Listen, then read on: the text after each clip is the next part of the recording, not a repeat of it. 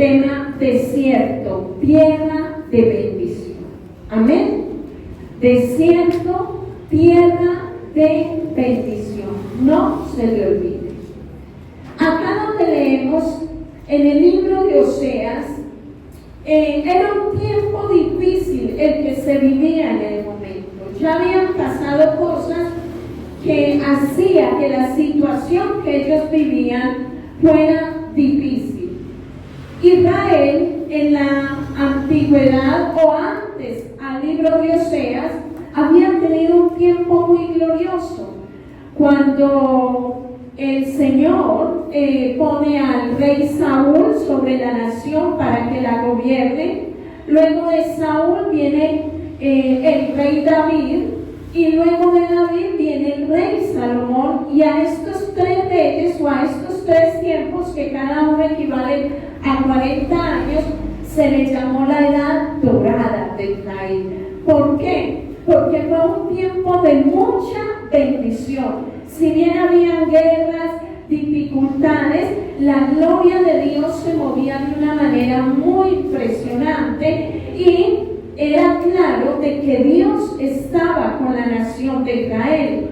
Pero sucedió algo, y es que al terminar el rey Salomón su tiempo de gobierno, la palabra de Dios dice que por amor a David, Dios permitió, digámoslo así, que Salomón terminara en ese reinado. ¿Por qué? Porque Salomón se había apartado de los caminos del Señor. Ya en los últimos tiempos Salomón se había apartado, y Dios permitió que terminara ese tiempo. Pero cuando entra el rey Roboam, el hijo de Salomón, a gobernar, la palabra de Dios dice, por un momento, bueno, no se los voy a explicar en este momento porque no me quiero salir mucho del tema, pero la palabra de Dios enseña que siendo Roboam el rey de Israel, el reino es dividido, y quedaron entonces el reino de Israel, que viene a ser el reino del norte, y el reino de Judá, que viene a ser el reino del sur. Israel queda con 10 tribus, más Judá queda solamente con 2 tribus. Y cuando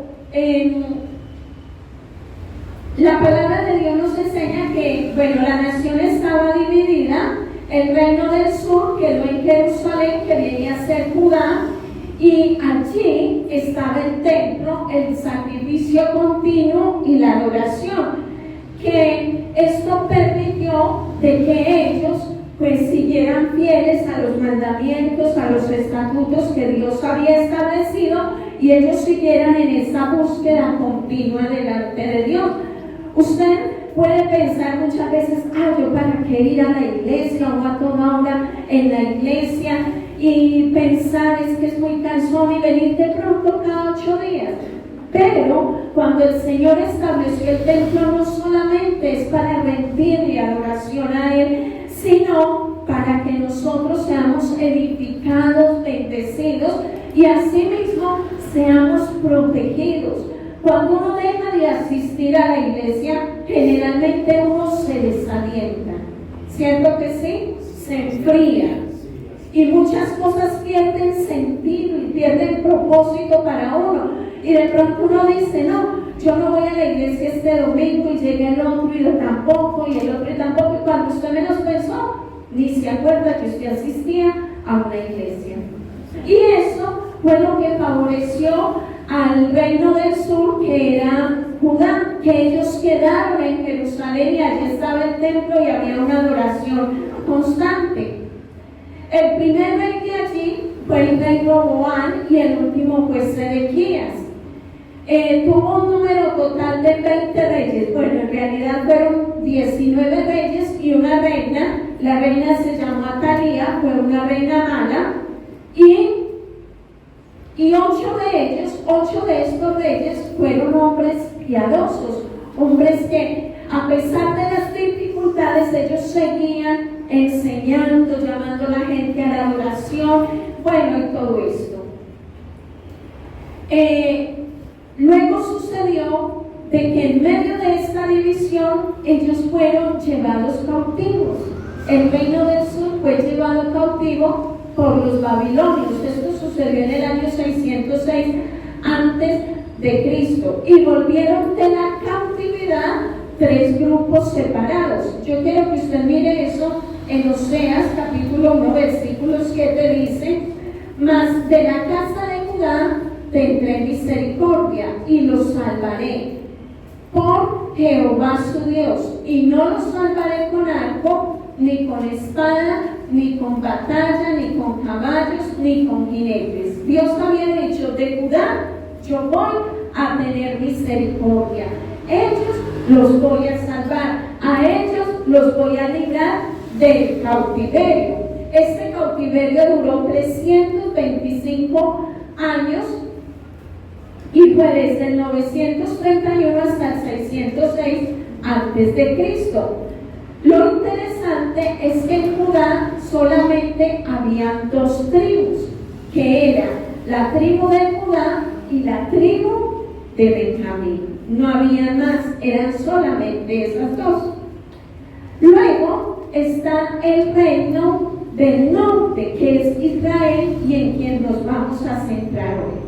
Judá significa alabanza a Dios, y esto es lo que a ellos los ha caracterizado, que ellos generalmente son más inclinados a buscar la presencia de Dios. Y no es que no hayan tenido momentos difíciles, los tuvieron, igual fueron a cautividad, pero estando allí el Señor los rescató. Cuando hablamos de Israel, que es la que tiene las 10 tribus, quiero decirles que Israel significa la que lucha con Dios. Yo quiero que usted vaya conmigo a Génesis capítulo 32, versículos 27 y 28, dice: y el varón le dijo: ¿cuál es tu nombre? Y él respondió: Jacob. Y el varón le dijo: no se dirá más tu nombre Jacob, sino Israel, porque has luchado con Dios y los hombres y has vencido. Usted dirá: bueno, ¿para qué tanta historia y para qué todas estas cosas? Le voy a decir, nosotros aquí en Colombia hay un lema que dice, una frase que dice: el pueblo que no conoce su historia está condenado a repetirla, ¿cierto? Y la palabra de Dios dice que las enseñanzas que quedaron escritas para nuestra edificación fueron escritas para que nosotros aprendamos de ellos y nosotros no vamos a cometer los mismos errores que ellos cometieron. Entonces, aquí en Génesis capítulo 32, versos 27 y 28, está hablando del momento en que Jacob lucha con el ángel. Y cuando Jacob lucha por el ángel por la bendición, el ángel le pregunta: bueno, ¿cómo es tu nombre? Ah, no, yo me llamo Jacob. Entonces el ángel le dice: no, ya no te vas a llamar más Jacob, te vas a llamar, ¿cómo?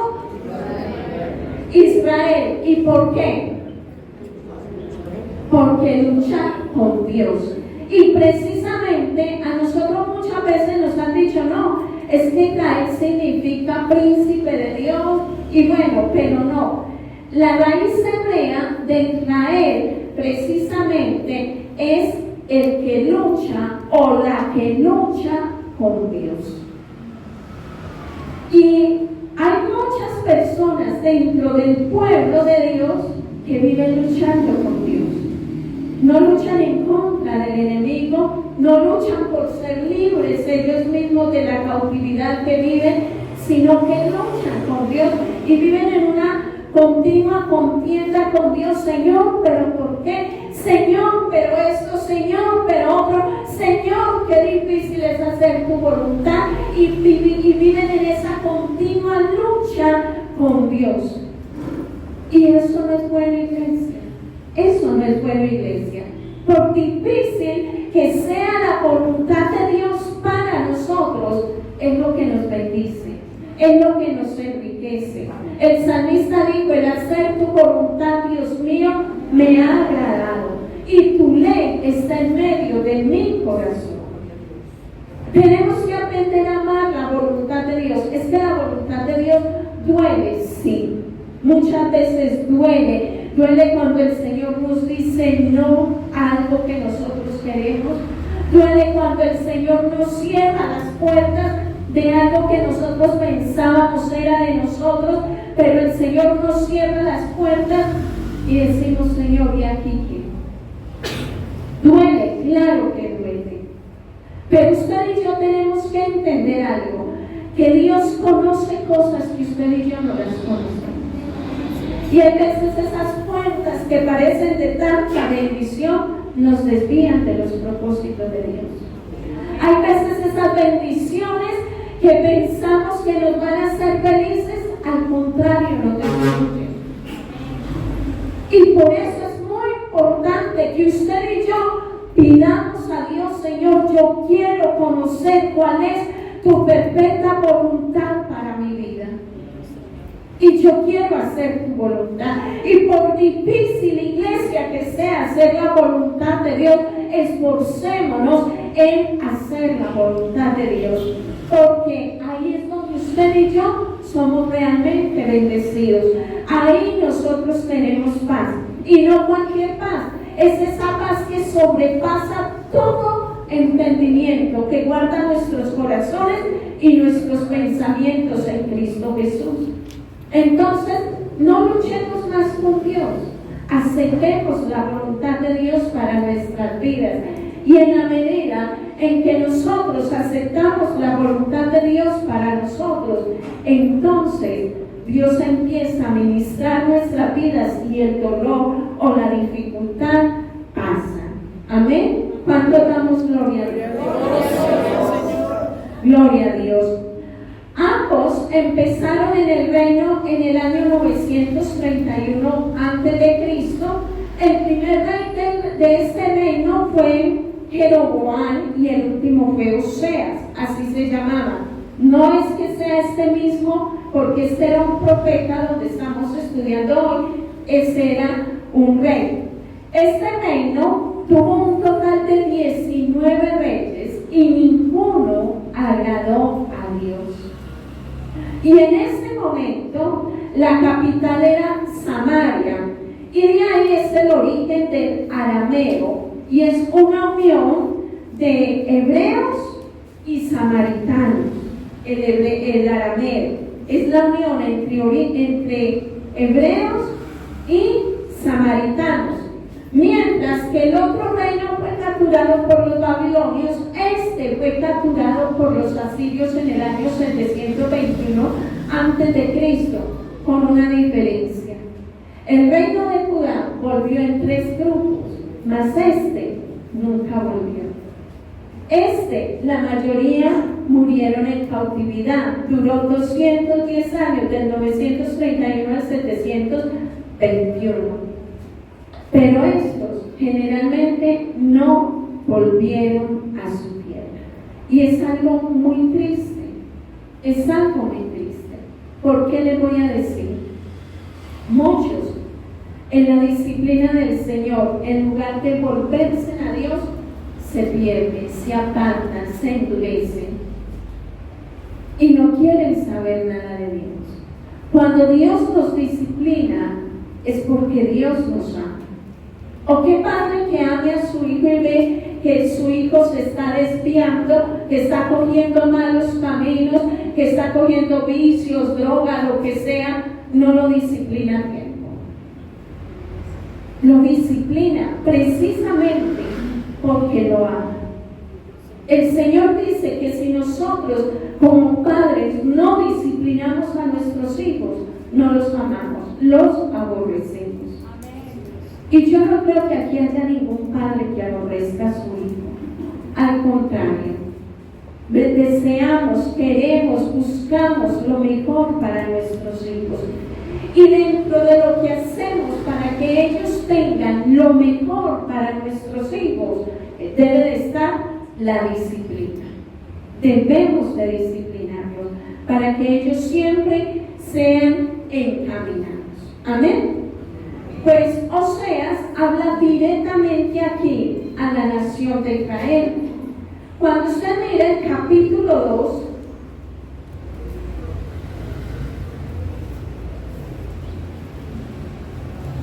capítulo 2, versículos 1, ya les digo, discúlpenme un momento. Perdón, capítulo 1, versículo 2 dice: en el principio de la palabra de Jehová por medio de Oseas, dijo Jehová a Oseas: ven, tómate una mujer fornicaria e hijos de fornicación, porque la tierra fornica apartándose de Jehová. Aquí Dios le da la orden a Oseas de ir y tomar una mujer fornicaria para que se uniera a ella, lo cual esto sería tipo de la nación de Israel por su desenfreno en el pecado. Oseas era un profeta de Dios, Oseas era un hombre santo que vivía para agradar a Dios, pero en su tiempo Dios le dijo: yo quiero que Israel comprenda claramente la magnitud de su pecado y se arrepienta. Y para que ellos lo entiendan de una manera más palpable y sean más conscientes, ve tú y te casas con una mujer fornicaria, una mujer que vive su vida en el pecado. Cásate con ella. Imagínense que Dios le diga eso a un hombre que ha vivido toda la vida para Dios. Pero el Señor lo hizo. ¿Por qué? Porque Dios amó a Israel. Desde antes de que la nación fuera formada, Dios amó a Israel. Pero ellos vivían, se desempeñaron en su pecado. Y a raíz del pecado se apartaron de Dios. Y ellos no comprendieron lo que usted y yo hoy muchas veces no comprendemos. Y es que cuando usted y yo nos apartamos de Dios, le damos la espalda a Dios, puede que usted no se vaya a fornicar, puede que usted no se vaya a adulterar, o que usted no vaya a hacer ciertos pecados, pero cuando usted y yo le damos la espalda a Dios, Dios lo compara con fornicación y Dios lo compara con adulterio, porque Él es nuestro esposo, Él es nuestro marido. Entonces, cuando usted le da la espalda a Dios y se va a hacer su vida libremente como usted cree, entonces el Señor nos habla como si fuéramos fornicarios o como si fuéramos adúlteros. Y muchos cristianos hoy están en fornicación y en adulterio. ¿Cómo así? Si es que yo nunca practico eso. Sí, cuando somos infieles delante de Dios, cuando dejamos de buscar a Dios, cuando de tiempo en tiempo nos apartamos y nos volvemos cristianos que venimos de vez en cuando a la iglesia porque el mundo nos atrae. Santiago 4 dice: no, oh almas adúlteras, ¿no sabéis que la amistad con el mundo es enemistad contra Dios? Y muchas veces nosotros hemos dejado de hacer lo que a Dios agrada por quedarnos en el mundo. ¿Cuántas veces has dejado de venir a la iglesia porque estoy cansado, entonces me pongo a ver televisión, o me quedo en internet, o me voy con mis amigos, o tengo una reunión? Hablo de las reuniones de amigos, de fiestas, de familia. Y entonces dejamos de hacer lo que a Dios le agrada. Y sin darnos cuenta, estamos fornicando en contra de nuestro Dios. Nos estamos contaminando. Es que Dios demandó de nosotros el primer lugar. El primer lugar en nuestra vida, el primer lugar en nuestro corazón, el primer lugar en mi hogar, el primer lugar en todo lo que yo tengo, en mis finanzas, en mi salud. Usted quiere ser bendecido, pídale al Señor: bendíceme para yo honrarte, para yo glorificarte aún con mis finanzas. Quiero tener salud, Señor, dame salud para yo servirte, para yo buscarte. Porque Dios demanda el primer lugar de nuestras vidas en todo. Y la palabra de Dios dice, ellos no lo han entendido, no han entendido que se han apartado, que están fornicando en pos de otros dioses, no lo han entendido. Como muchos de los que hoy estamos en este lugar no han entendido, que de pronto están acá pero su corazón se ha apartado. Pero hoy es el día de volvernos al Señor. Amén. Este pasaje de acá de Oseas 1:2 nos habla del trato de Dios con el reino de Israel, pero también, hermanos, es una enseñanza para nosotros. En el capítulo 2, versículo 8 dice: ella no reconoció que yo le daba el trigo, el vino y el aceite, y que le multipliqué la plata y el oro que ofrecían a Baal. Miren, y dice 9: por tanto yo volveré y tomaré mi trigo a su tiempo y mi vino a su sazón, y quitaré mi lana y mi lino que había dado para cubrir su desnudez. ¿A dónde había llegado la nación de Israel? La nación de Israel, ellos eran conscientes de que eran nación porque Dios los había formado una nación. Eran conscientes que eran bendecidos porque Dios los bendecía. Pero acá a ellos se les había olvidado de dónde venía su bendición. Y eso es lo que dice el verso 8. Ella no reconoció que yo le daba el trigo, el vino y el aceite, y que le multipliqué la plata y el oro que ofrecían a Baal. Y hoy la iglesia ha caído en ese estado. Muchos han dejado de reconocer que si somos bendecidos es porque Dios nos ha bendecido. Que si tenemos algo es porque Dios nos lo ha dado. Usted tiene salud, no porque sea hereditaria, que sea una persona saludable, no. Usted tiene salud porque a Dios le ha placido bendecirlo con salud. Y esas fuerzas que usted tiene día a día para trabajar, ¿quién se las da? El Señor. El Señor es el que nos da la fuerza, nos da la sabiduría. Que en nuestra casa no falta nada, es porque Dios provee. Y usted y yo tenemos que reconocer eso todos los días de nuestra vida. Lo que somos, lo que tenemos, ese empleo tan maravilloso que usted tiene, Dios se lo dio. Él fue el que le abrió las puertas, Él fue el que puso la gracia en usted, Él fue el que le dio la sabiduría para contestar en el momento de la entrevista. Y Él fue el que movió el corazón del dueño de esa empresa para que lo aceptara a usted por encima de muchas otras personas. Él es el que hace todas las cosas. Esos hijos tan maravillosos que tenemos, no los dio Él.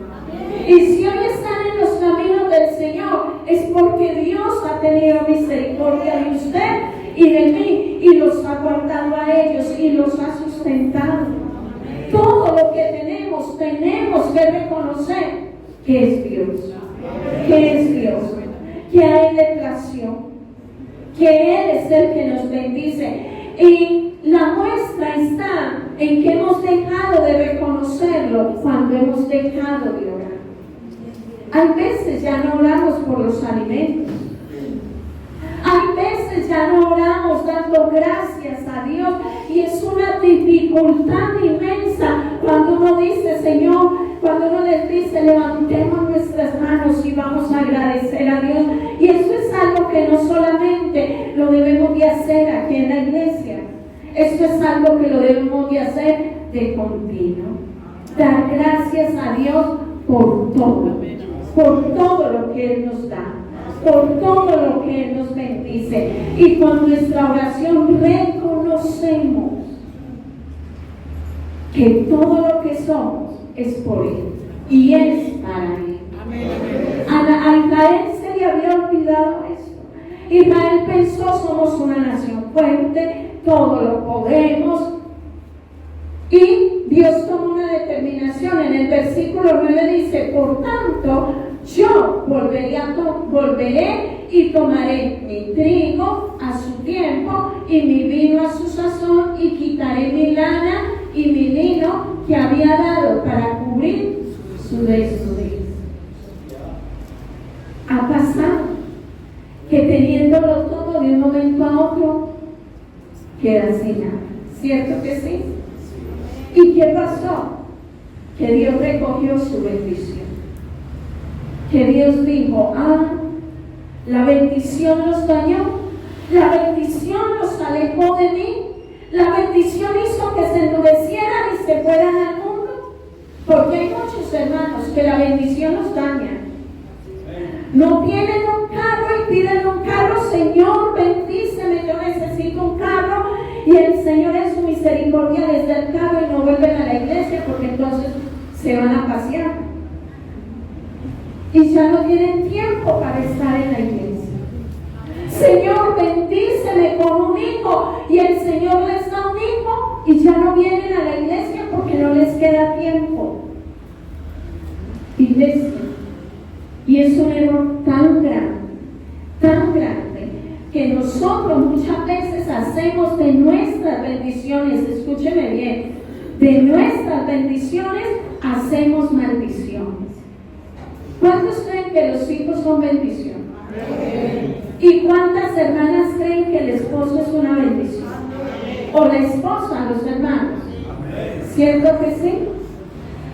Pero hay veces dejamos de buscar a Dios porque es que tengo que atender a mis hijos, tengo que atender a mi esposo, y entonces no buscamos la presencia de Dios. ¿Y quién te dio los hijos? ¿Y quién te dio el esposo si no fue Dios? ¿Cierto que sí? Seamos diligentes como mujeres sabias, hagamos nuestros deberes temprano, pero que nuestros hijos no nos impidan buscar a Dios, ni el esposo ni la esposa.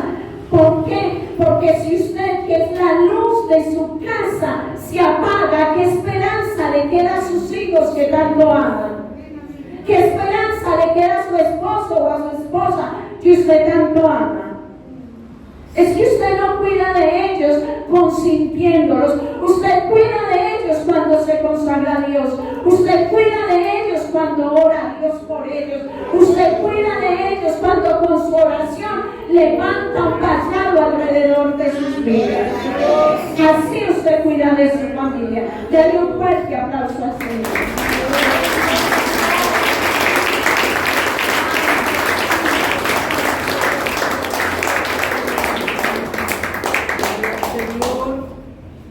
Así es, hermanos, de que hay que cambiar la estrategia, hay que cambiarla, y tenemos que empezar a buscar a Dios con todo nuestro corazón.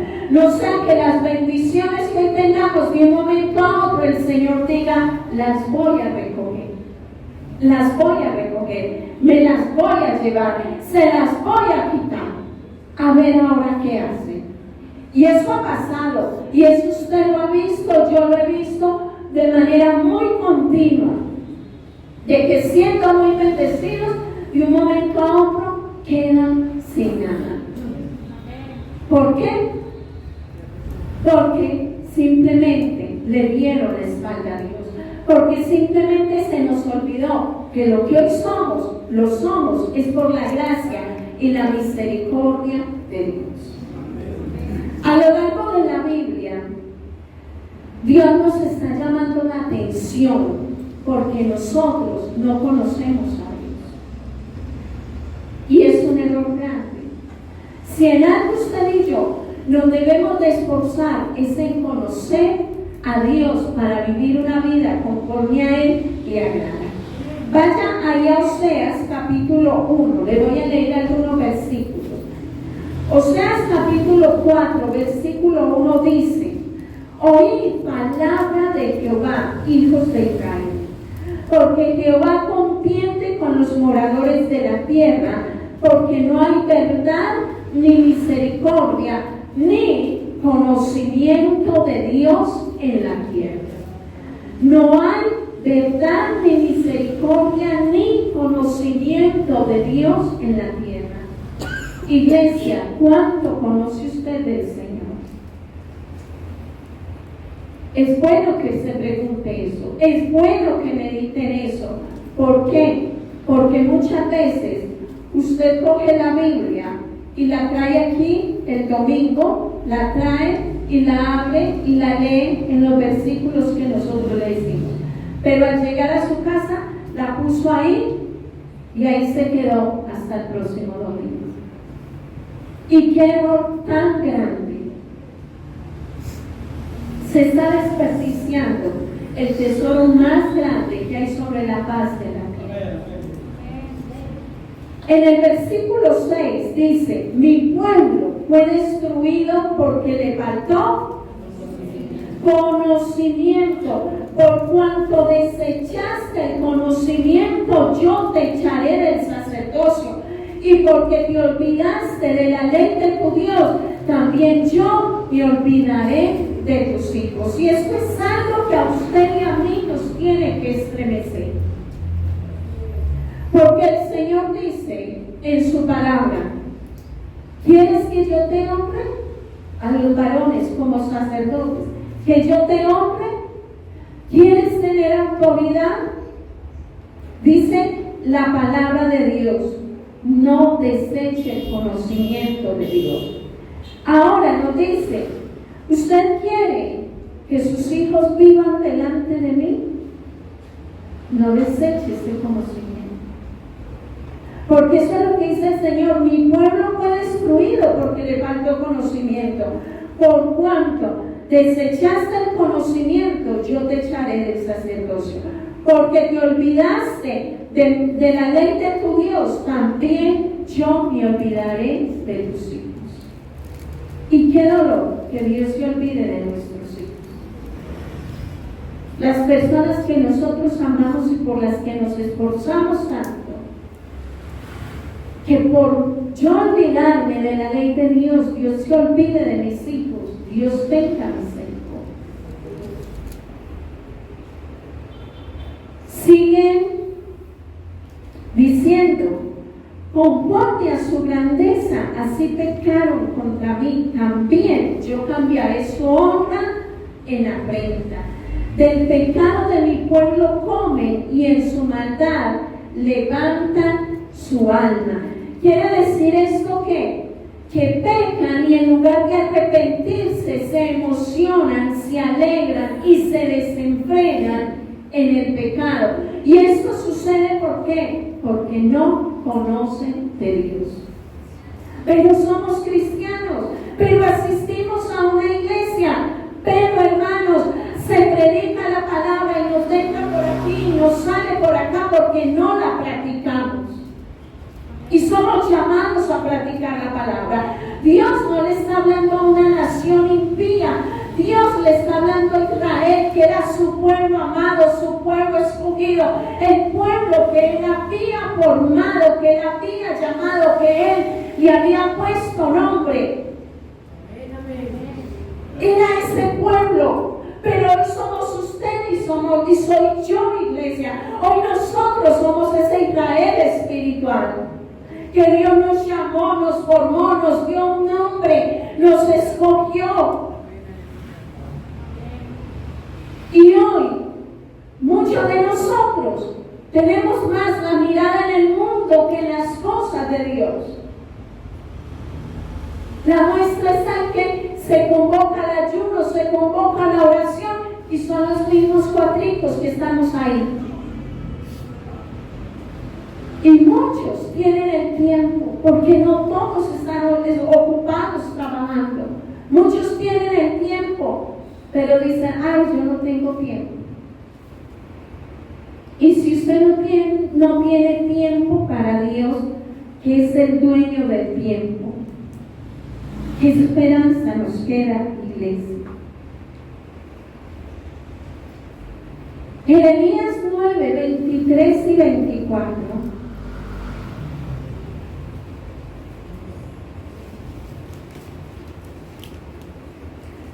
Dice, así dijo Jehová, no se alabe el sabio en su sabiduría, ni en su valentía se alabe el valiente, ni el rico se alabe en sus riquezas. Mas, alábese en esto el que se hubiere de alabar, en entenderme y conocerme que yo soy Jehová, que hago misericordia, juicio y justicia en la tierra, porque estas cosas quiero, dice Jehová. Amén.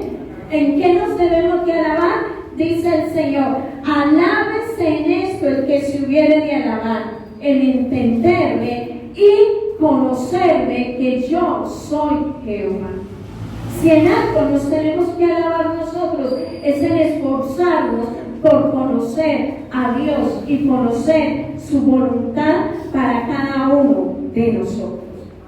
Hoy en día hay un pueblo muy desubicado, un pueblo que no conoce la voluntad de Dios, un pueblo que da tumbos como ciegos, golpeándose contra el mundo, porque no conocen cuál es la voluntad de Dios para sus vidas. Y no es que la voluntad de Dios no la quiera dar a conocer, es que usted no busca la voluntad de Dios para su vida. La voluntad de Dios se conoce en oración, la voluntad de Dios se conoce en ayuno, la voluntad de Dios se conoce estudiando la palabra de Dios. Así se conoce la voluntad de Dios. Y usted quiere conocer la voluntad de Dios, saque el tiempo para estar en la presencia de Dios. Por eso vemos hoy matrimonios destruidos, hogares fracturados, porque tomamos decisiones fuera de la voluntad de Dios. No nos pareció mucho sacar un día de ayuno para tomar una decisión que iba a durar toda la vida. Nos pareció mucho. No es un día de ayuno, 3 días de ayuno. Pero es que un matrimonio es para toda la vida, iglesia. Pero nos parece mucho. Y no nos importa cuál sea la voluntad de Dios, y tomamos decisiones como a nosotros nos parece, y se nos olvida que el corazón es engañoso y es perverso. Dice el Señor, más que todas las cosas. Y viven confiando en su propio corazón. Hay que buscar la voluntad de Dios. El Señor quiere que usted y yo como iglesia le conozcamos.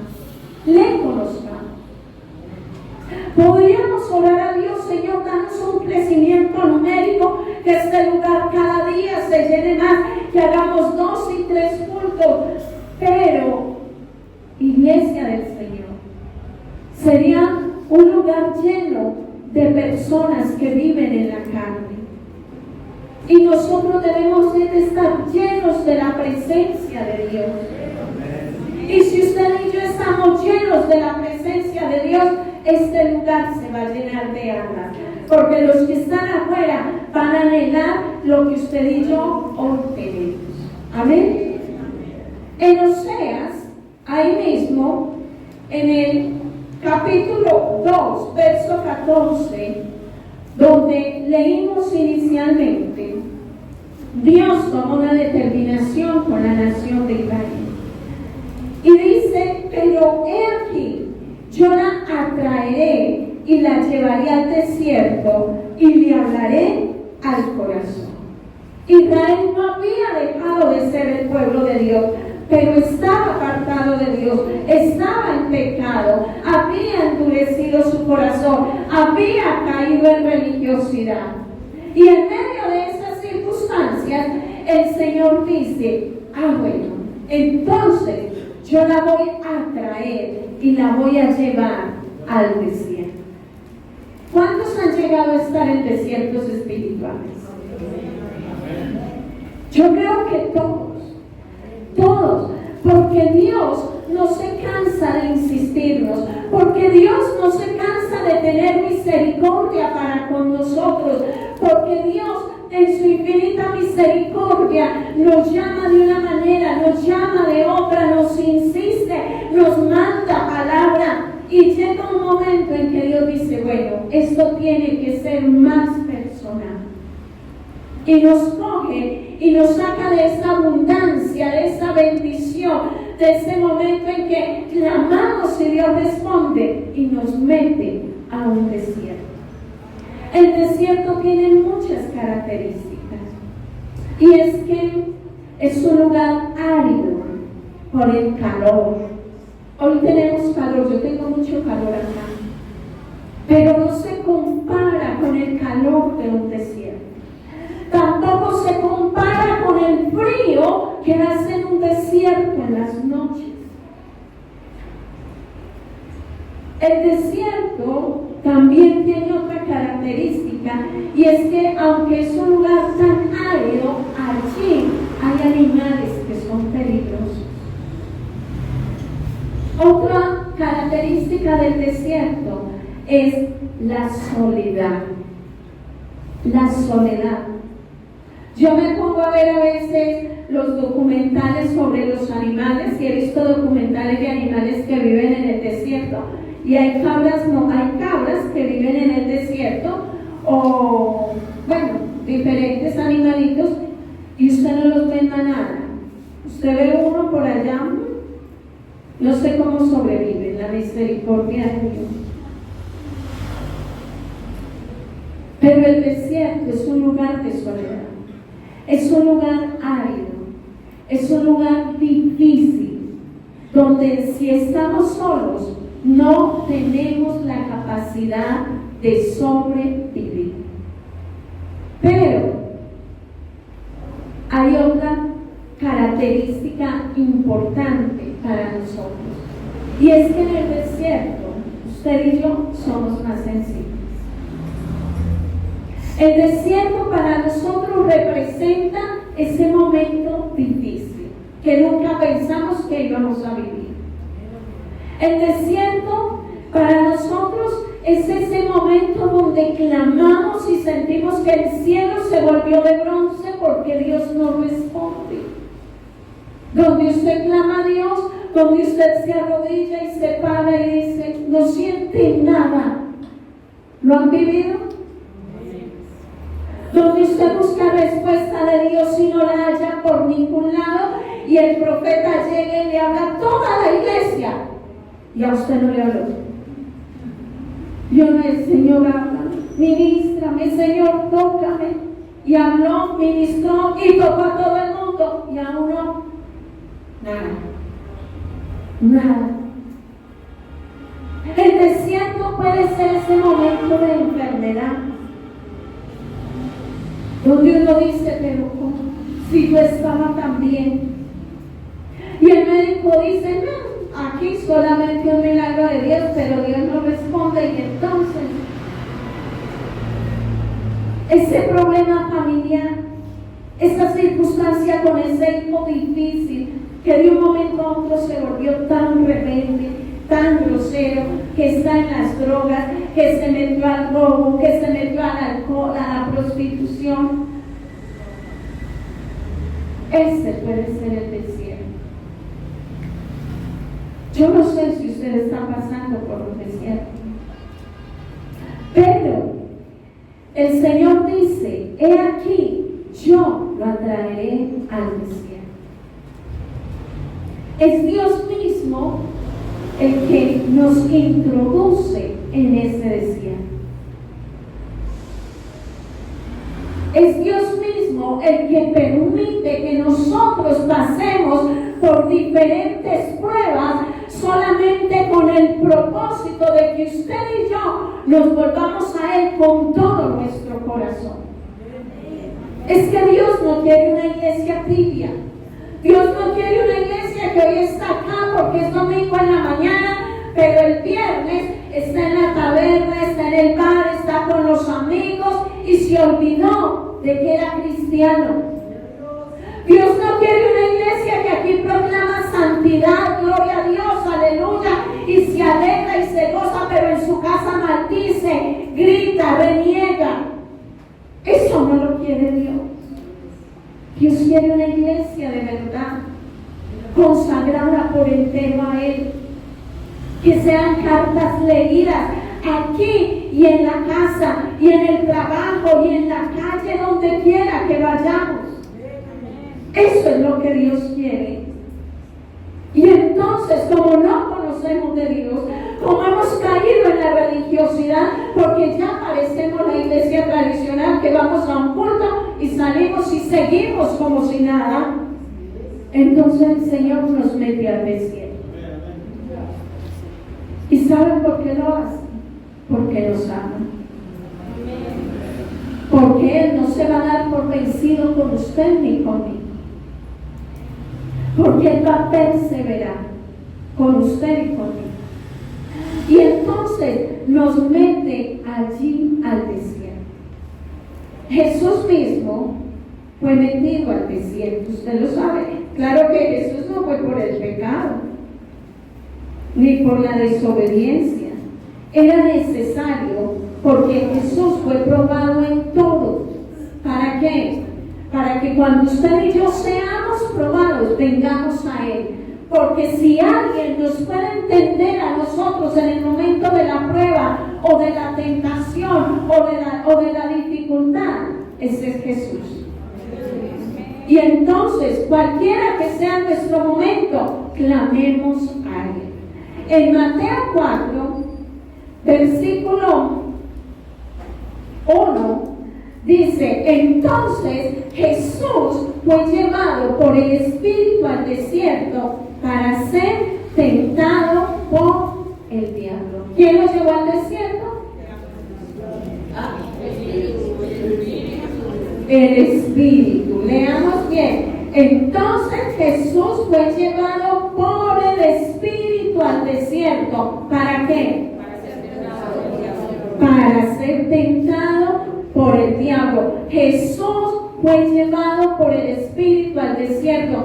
Y es que cuando usted más piensa que Dios se alejó de usted, es cuando Dios más lo está sosteniendo. Y por el poder de su Espíritu, el Señor permite las dificultades. ¿Para qué? Para probarlo, para fortalecerlo, para edificarlo, para bendecirlo, para sustentarlo. La palabra de Dios enseña, no solamente Jesús, Juan el Bautista salió del desierto, ¿cierto? El apóstol Pablo estuvo 3 años, dice la palabra, no le voy a dar todas las citas en este momento, pero el apóstol Pablo estuvo 3 años allí en los desiertos de Arabia, dice la palabra de Dios.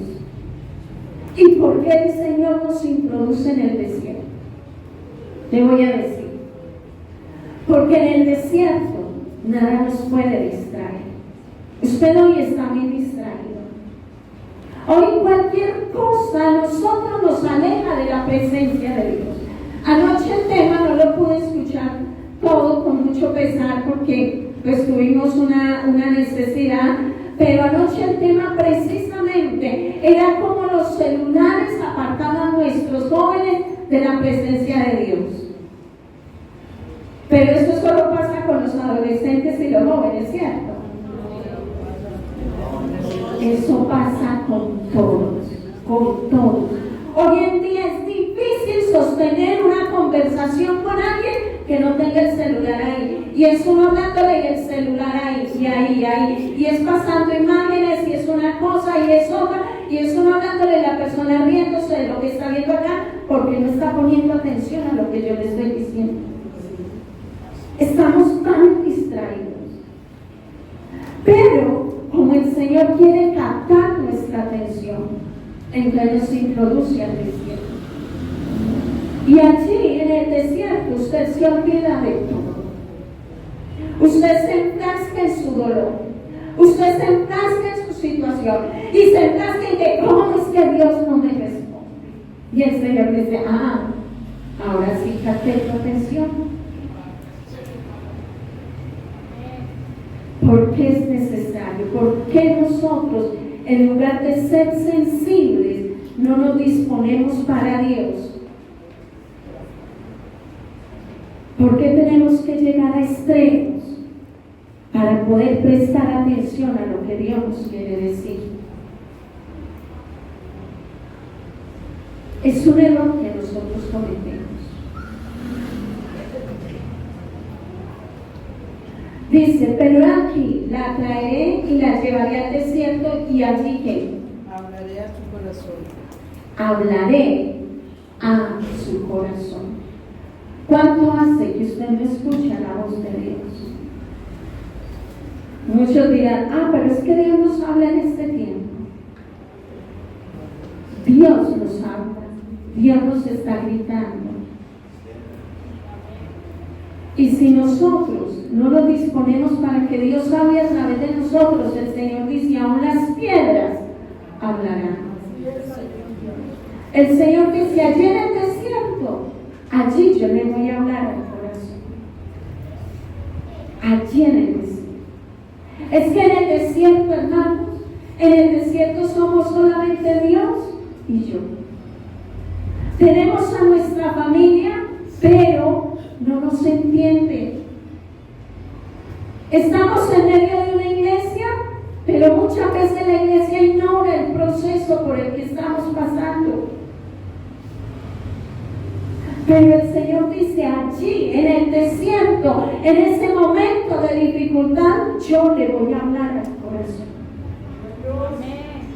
Y ahí es donde usted y yo tenemos que aprender a amar el desierto. Porque gracias a ese momento difícil que Dios nos permitió vivir, Dios nos habló, nos encaminó, nos fortaleció, nos bendijo por estar allí. El Señor dijo, allí yo le voy a hablar al corazón. ¿Cuánto ha querido Dios hablarnos? Y nosotros no hemos escuchado porque el mundo, los afanes, el trabajo, los hijos, la casa, tantas cosas están ahogando la voz de Dios. Y hemos dejado de ser sensibles a la voz de Dios. Y entonces es necesario que Dios nos meta a ese desierto. La palabra de Dios dice en el verso 15, y le daré sus viñas desde allí y el valle de Acor por puerta de esperanza. Y allí cantará como en los tiempos de su juventud, como en el día de su subida de la tierra de Egipto. Y esto es algo para mí muy especial porque él dice, le daré sus viñas desde allí. ¿Se acuerdan que en el versículo 2, anteriormente en el versículo 8 y 9, el Señor había dicho, ahora voy a recoger mi vino, voy a recoger mi aceite, voy a recoger mi lana? Pero aquí en el desierto el Señor dice, ahí les voy a dar mis viñas, ahí los voy a bendecir, ahí los voy a sustentar, ahí les voy a dar el valle de Acor como puerta de esperanza. Y el valle de Acor, aquí hace alusión al valle de Acor. Acor significa turbación. ¿Por qué? Porque muchas veces en la prueba y en la dificultad usted y yo nos turbamos, ¿cierto? Nos turbamos. Y esto hace alusión a Josué capítulo 7. La palabra de Dios dice que la nación de Israel había pecado contra Dios. Dios había prometido darles la tierra de Canaán por herencia.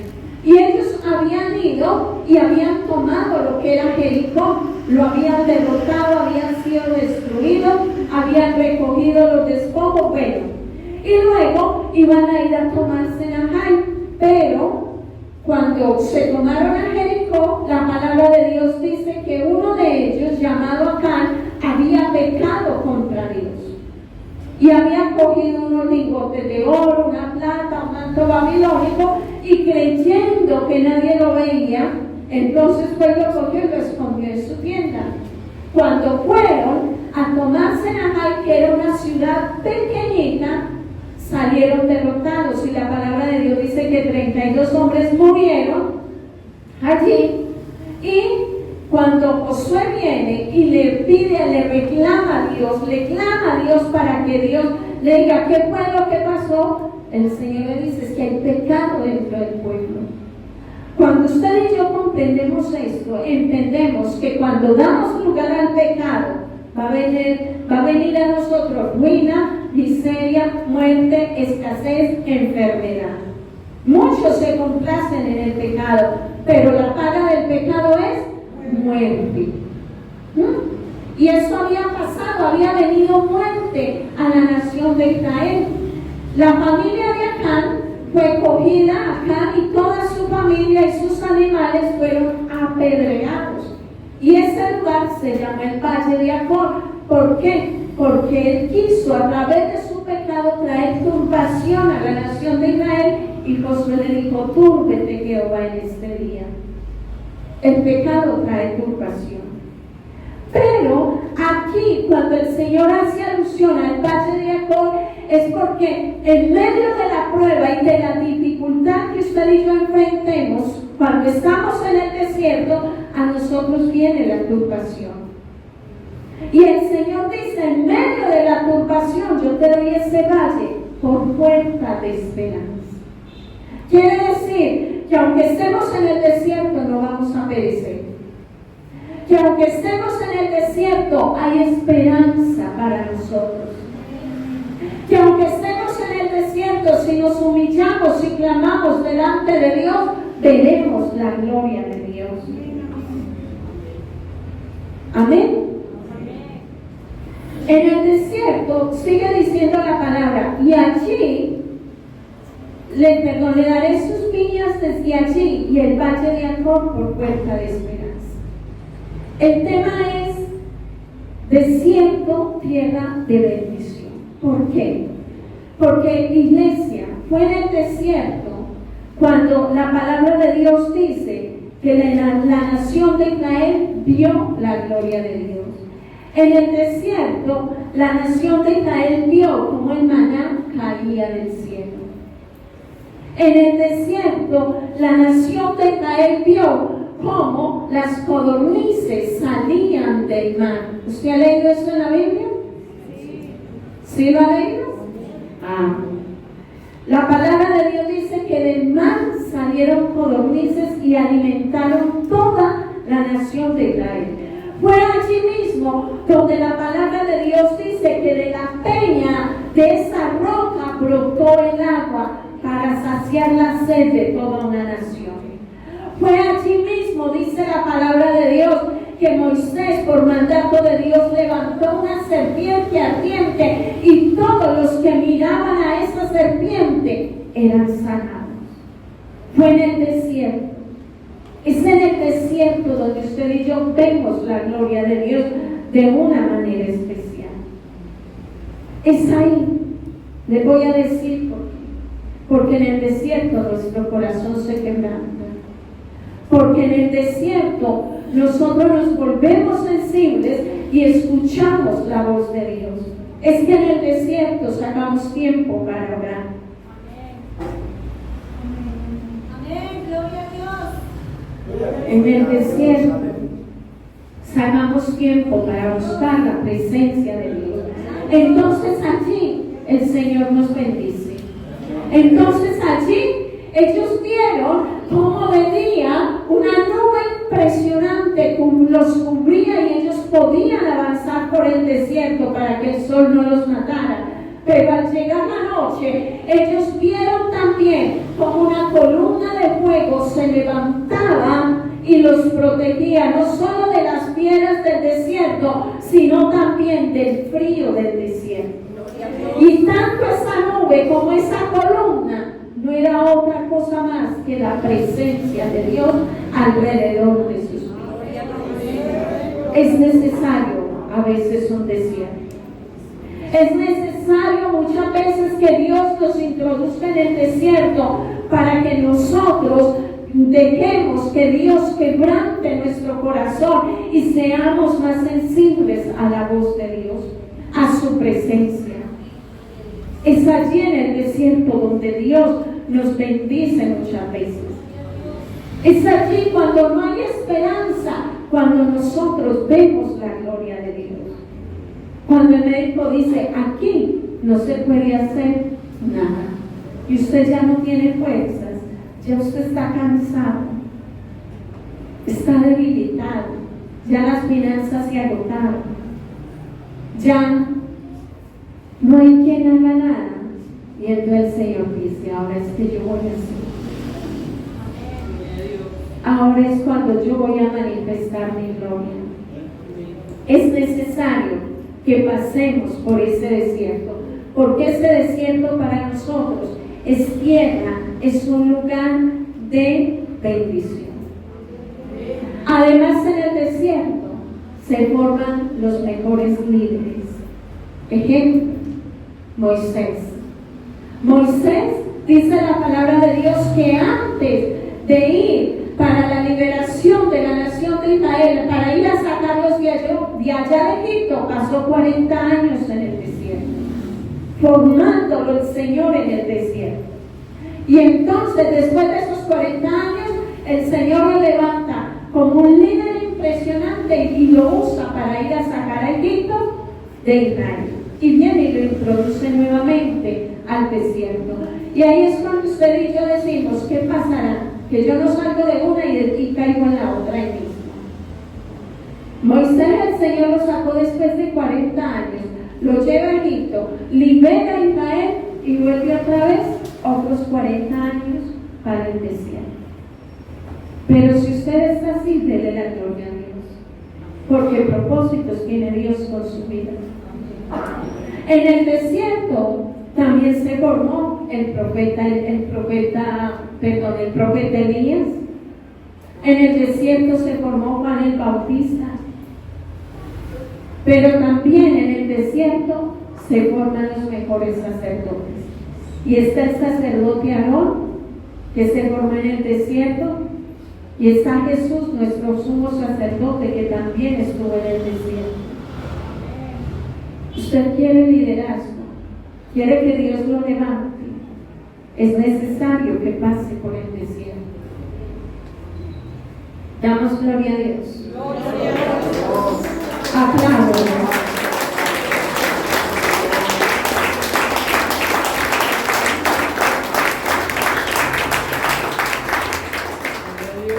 Ahora le voy a decir a dónde quiere Dios llevarlo. Ahí en el versículo 15, en la segunda parte, dice, y allí cantará como en los tiempos de su juventud, como en el día de su subida de la tierra de Egipto. ¿Usted se acuerda cuando usted conoció al Señor? Aquí hay gente que está nuevecita, pero habemos otros que llevamos muchos años en el Señor. Y cuando usted y yo conocimos del Señor, yo me acuerdo, hablo por mí, para mí no había nada más delicioso que yo llegara a la iglesia temprano para no perderme una tita del culto. Y si llegaba un poquito tarde por algún motivo, me quedaba para el siguiente culto, porque en la iglesia habían 4 cultos. Yo no me quería perder nada. Yo alababa a Dios todo el tiempo. Oraba sin parar. Leía la Biblia. A mí nada me detenía. ¿Usted se acuerda cuando conoció del Señor? Ese gozo que había en su corazón. Esa manera como usted le hablaba a todo el mundo de Jesús. Y la gente decía, este se enloqueció. A este sí le lavaron el cerebro allá. ¿Se acuerda de eso? ¿Se acuerda que si usted se despertaba en la noche, usted no llegaba a dormirse, sino que se paraba y decía, voy a aprovechar, y se ponía a orar? No, ahora se voltea para el rincón y aunque no tenga sueño, lucha por dormirse. ¿Se acuerda de esos primeros días? El Señor dice, allí cantará como en los tiempos de su juventud, como en el día de su subida de la tierra de Egipto. ¿Ustedes se acuerdan lo que dice la palabra? Que cuando ellos salieron de Egipto y cruzaron el Mar Rojo, dice que María cogió el pandero y Moisés y toda la nación entonaban cánticos de alabanza a Dios. Y el Señor está diciendo, ya se olvidaron de eso, ya no cantan, ya no alaban, ya no agradecen, ya no glorifican, ya no hablan de mí. Allá es donde el Señor nos quiere llevar. Está pasando por pruebas. Vuelva a su primer amor. Vuelva a su primer amor. No permita que el enemigo le robe su primer amor. Ese gozo que tenía cuando usted entregó su vida a Jesús, no permita que se lo robe el enemigo. El Señor le habla a la iglesia de Éfeso y le dice: vuélvete a tu primer amor. Hoy el llamado es para nosotros. Hoy el Señor quiere que nosotros volvamos a nuestras primeras obras. Es que primero cantábamos igual o peor que ahora. No sabíamos cantar, pero cantábamos. No sabíamos orar, pero orábamos. No entendíamos la Biblia, pero la leíamos, iglesia. Y ahora entendemos un poquito y no la leemos. Ahora convocamos a cultos, a actividades. Estoy muy ocupado. En ese tiempo no nos perdíamos actividad. No la perdíamos. Íbamos a la iglesia toda la semana. No había quien nos parara. El Señor dice allí, en el desierto, en medio de esa prueba, de esa dificultad, de esa necesidad, de ese problema, de esa puerta cerrada, de esa falta de esperanza, allí la voy a bendecir, le hablaré al corazón, pero allí también dice la palabra: cantará nuevamente como en los días de su juventud, como cuando la saqué de Egipto. Todos nosotros el Señor nos sacó de Egipto. Egipto representa el mundo, y usted y yo hacíamos parte del mundo, y el Señor nos rescató de allá, nos trajo de allá. Y hoy muchos de nosotros tenemos vida porque el Señor tuvo misericordia y nos sacó de allá. Si siguiéramos allá, a lo mejor ya no existiríamos. Ya no existiríamos. Iglesia, ¿por qué se nos olvidó tan ligero? ¿De dónde nos sacó el Señor? ¿Por qué se nos olvidó tan ligero y dejamos el primer amor? ¿Por qué nos desenfocamos del propósito, del camino y de la voluntad de Dios? Es hora de volver al primer amor. Es hora de que volvamos a cantar con todo nuestro corazón. Pero ahora nos dicen, ahora nos tienen que decir: levante las manos, bájelas, siéntese, párese, congréguese. Hermana, ¿por qué no ha venido? Hermana, es que no tengo tiempo. Yo sé que muchos trabajan y eso es entendible, pero ese ratico libre, aprovéchelo para el Señor. Usted que no trabaja, que está en su casa, que Dios lo ha bendecido con una pensión, ¿por qué no le rinde sus últimos años al Señor? ¿Por qué no se los entrega al Señor? Yo le digo: Señor, dame vida para servirte. Dame vida para servirte hasta el último día. Y yo espero en el Señor que el último día que yo tenga sobre la faz de la tierra le esté sirviendo con todo mi corazón. Es que no hay mayor privilegio, no hay mayor propósito. Dice, en aquel tiempo, dice Jehová, verso 16, en aquel tiempo dice Jehová: me llamarás Isi y nunca más me llamarás Baal. ¿A qué nos quiere llevar el Señor hoy, iglesia? A que tengamos una comunión íntima con Dios. Muchos tienen una relación, se relacionan con Dios. Se acercan a Dios cuando tienen una necesidad. Y tienen a Dios como si fuera un Dios bombero. Tengo un incendio, entonces lo llamo para que apague. Tengo un dolor de cabeza, entonces me tomo la aspirina. Tengo un problema, y entonces ahí sí voy a la iglesia. Pero se solucionó y no te volví a ver. El Señor quiere llevarnos a una comunión más íntima, a más tiempo de oración, a más tiempo de búsqueda, a más consagración.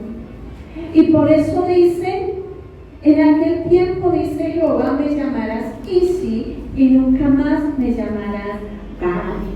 Isi significa mi marido.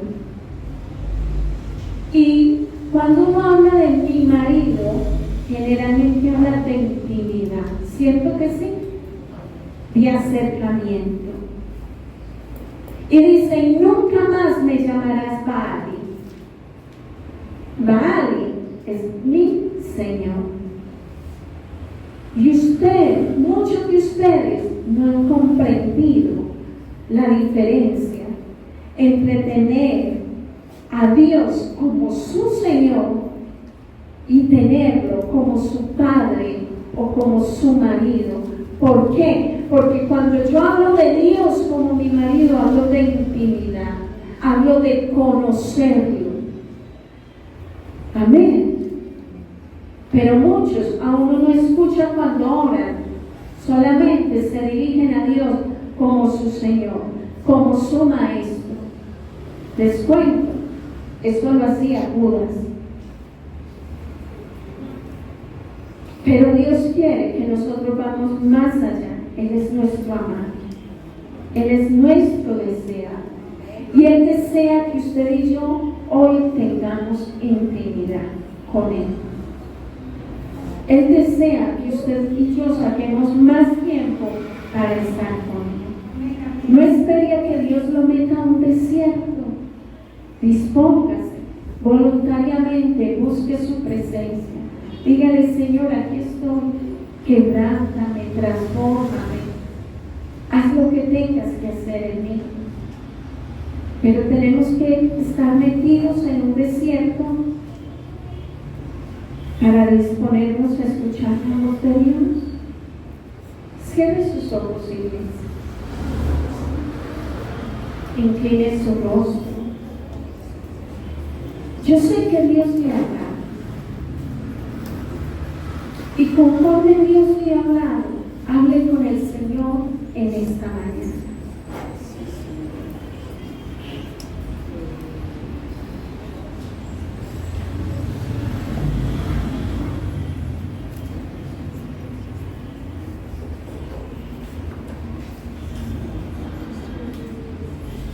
Hable con Dios.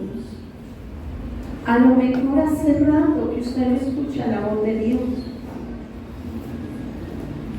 A lo mejor el corazón se ha endurecido y usted ha dejado de ser sensible a la voz de Dios y ahorita no considera que sea tan importante guardarse y vivir en santidad para Dios.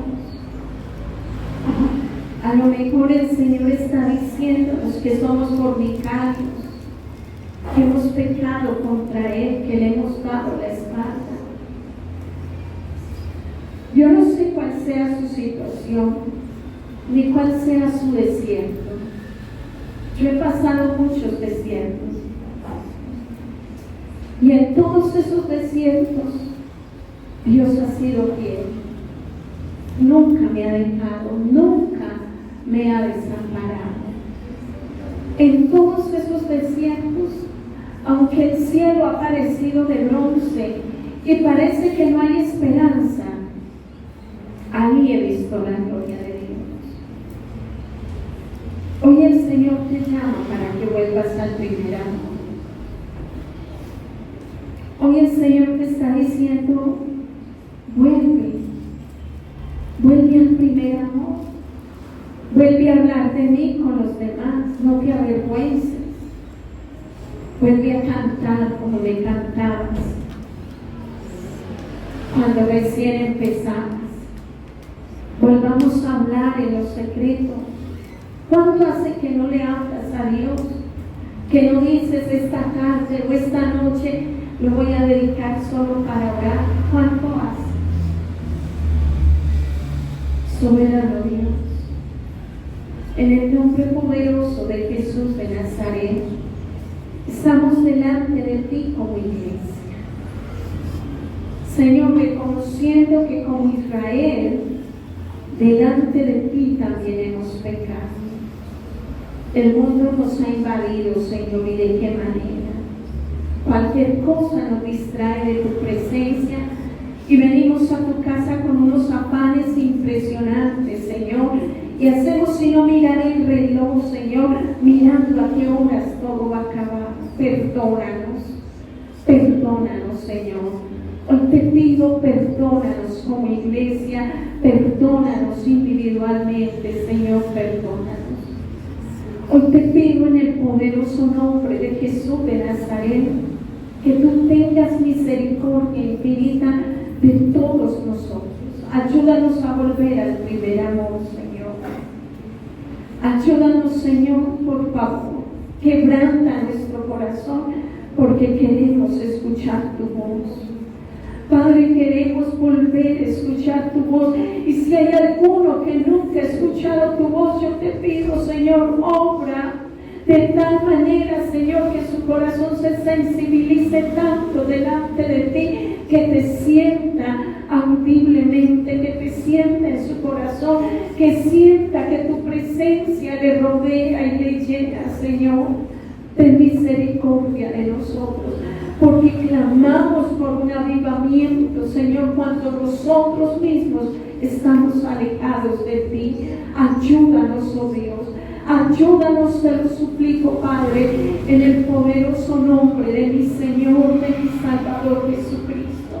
Por favor, Señor, lávanos con tu sangre preciosa en esta mañana. Santifícanos, purifícanos y ayúdanos a través de tu Espíritu Santo para que volvamos a hacer las primeras obras, Señor. Padre, te lo suplico en el nombre de Jesús de Nazaret. Ten misericordia de nosotros, ten misericordia de esta iglesia de Santa Cruz, Señor. Si queremos un avivamiento, si queremos que te manifiestes en nosotros, pero por favor, ayúdanos, Señor, ayúdanos, te lo suplicamos, Señor, a volver al principio.